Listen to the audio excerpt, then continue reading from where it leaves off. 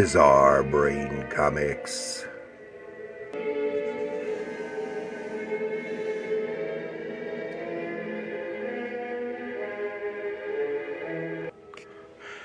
Hello, my comic book friends, and welcome to Bizarre Brain Comics. I'm Gary, your host.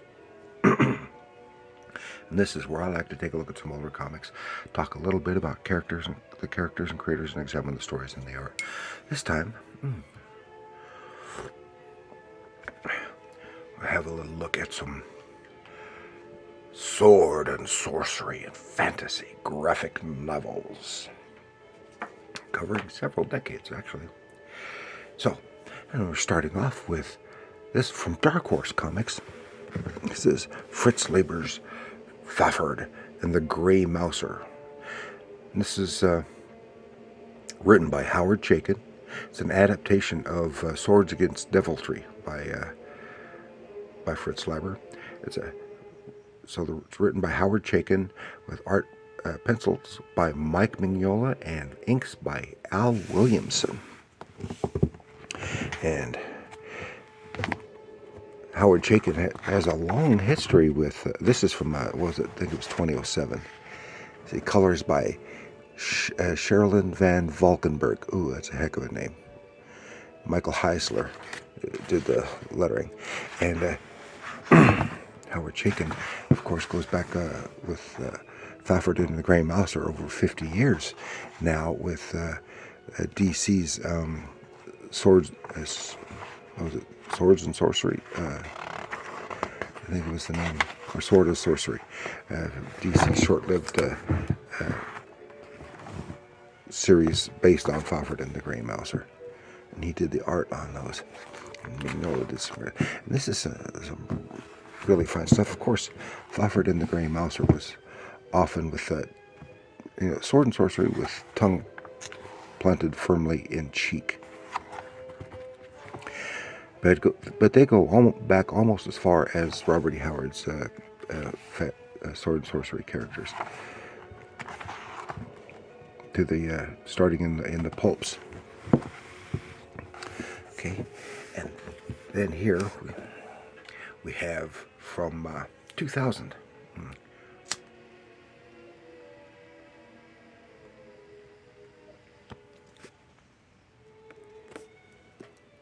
2000. This is from Cross Plains Comics and Wandering Star. I don't know if they ever published anything else. I've never seen it. Is Robert E. Howard's Worms of the Earth, featuring his character, the Pictish king Bran MacMorn, and this is I guess it's this great Mark Schultz cover painting. And Mark Schultz did he did the covers of those Tarzan reprints, and that was the reprinting of the Russ Manning Tarzan adaptations. And what else? He did all kinds of stuff, Cadillacs and Dinosaurs. But the interior art, at least in the story, is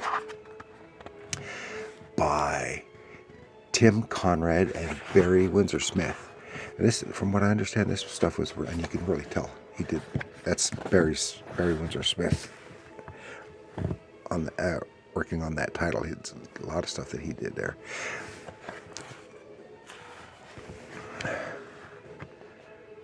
And this is, and of course, this is a great adaptation of a great story, which was by Howard,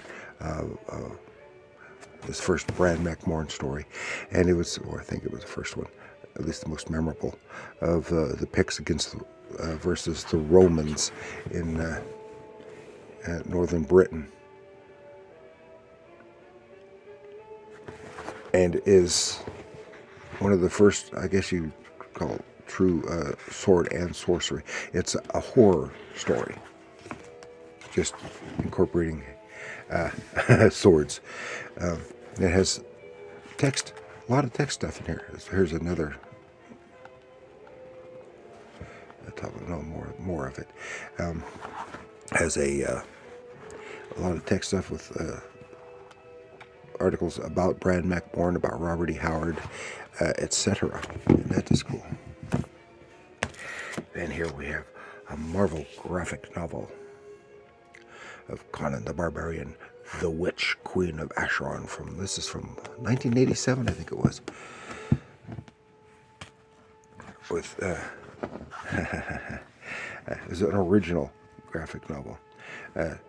Don Krar wrote it. I'm not familiar with him at all, but I am with the artist Gary Kwapitz. Art Nichols did the inks, and Juliana Ferreter. And of course, Acheron was it's a lovely artwork and a great adventure story. Of course, all of Conan stuff is great adventure stories. Some lovely stuff.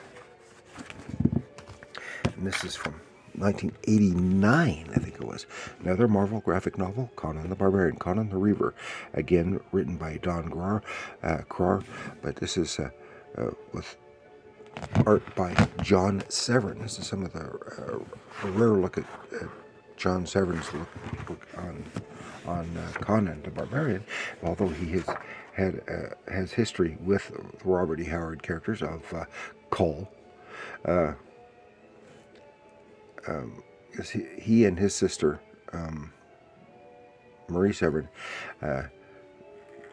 did the art for many issues in the early 70s of Kull the Conqueror, and really gave the great, in my mind, whenever I read a Kull story, text story by Howard, I see the Kull presented by the Severins. That has some great stuff, and this looks a lot like it. This is supposed to be this graphic novel is still supposed to take place early in the Conan's wandering career, and of course, great action, of course, and Severin, of course, is great. All this adventure-y stuff, great for the adventure comics at EC, and at all the westerns he's done, all the war comics, as well as doing a fair bit in the humor and superheroes. And then here we have Kull, the Veil of Shadows. This is from, what was it, 95? 89. This is 89. Kull graphic novel with art by, it's written by Alan. I can't make that out. Alan. Come on. Zelenitz. I'm unfamiliar with him, but of course with great art by Tony De Zuniga, who's great stuff. Colors by Tom Vincent. Of course, Tony De Zuniga is a Filipino artist, but he is so strongly identified with westerns, especially what's his name, Jonah Hex. I love Jonah Hex, and other stuff. And he does great with the superheroes as well. You name it.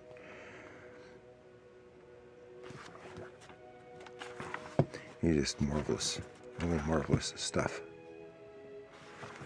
And painting on the back cover, painting on the front cover. Then we get away from Robert E. Howard. Is from TSR graphic novel, The Dragonlance Saga, Book 3. I only got a couple of these. Never had one or two. This is actually this series of graphic novels was adapting Dragons of. No, I've forgotten. One of the Dragonlance books. What was it? Dragons of Winter Night. Real nice cover painting. Nothing like that.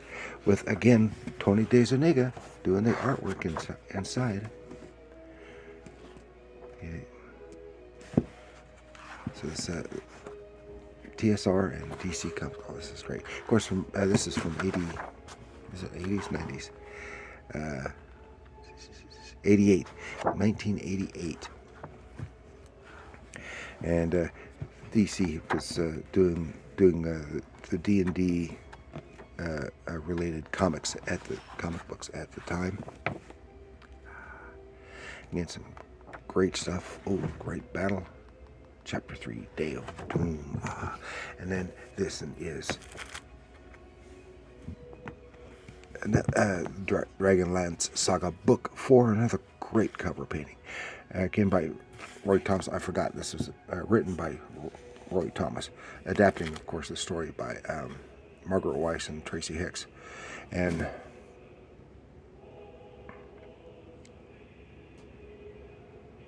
it was still done by Tony DeZuniga, continuing the story. Marvelous, marvelous artwork. And lots of great sword swinging adventure.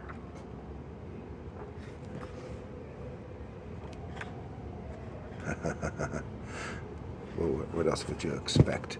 Great adventures. Then, while it's not a graphic novel, here is Margaret Weiss, forward by Margaret Weiss and Tracy Hickman, in The Art of Dragonlance. Just a lot of different art, different covers, mostly some of the book covers, etc., and calendars. This is Keith Parkinson. That one. The Heroes of the Lance. All kinds of illustrations, paintings, and drawings. So lots of great stuff. And while I've got a few of the Dragonlance books, I'm mostly familiar with the Dragonlance. I don't do the games, so but I am mostly familiar with them from the audio books. And it's great for listening to when you're on the road. Fight of the Dragon Orb by Keith Parkinson.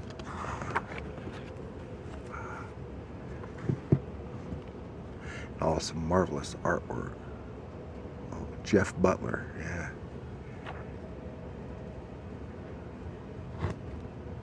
All some really nice stuff. So that's all I had to share with you this time. Some marvelous sword swinging, death defying, and death dealing graphic novels.